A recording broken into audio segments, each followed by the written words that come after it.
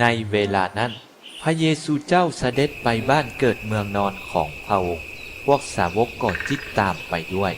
ถึงวันพระองค์ก็เสด็จไปเทศน์สอนอยู่โฮมธรรมคนมากมายที่ได้ยินได้ฟังก็มีความพิศวงและว่าเพิ่นเอาเรื่องเหล่านี้มาแต่ใส่ความสลัดสุขุมที่เพิ่นได้รับทางการอัศจรรย์ที่เพิ่นกระทำนั้นมันแม่นแบบใดนอนี่บ่แม่นสร้างไม้ลูกของนางมาริยาบ่แม่นพี่น้องของยาโคเบโยเซยูดาและซีมอนนั่นบ่และพวกเอ้ยน้องของเพิ่นก็บ่แม่นอยู่กลางพวกเฮานี่บ่และพวกเขาก็ถือเอาพระองค์เป็นสดุจพระเยซูเจ้าจึงกล่าวกับพวกเขาว่าปาพระสกบ่ได้รับการนับหน้าถือตาแต่อยู่บ้านเกิดจากญาติวงศ์และเฮือนซานของตนแล้วพระองค์ก็ทำการอัศจรรย์อย่างบ่ได้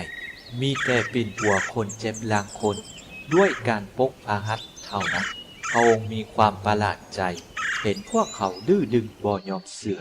แล้วพระองค์ก็เลาะไปเทศน์สอนตามบ้านต่างๆที่อยู่อ้อมๆนั้น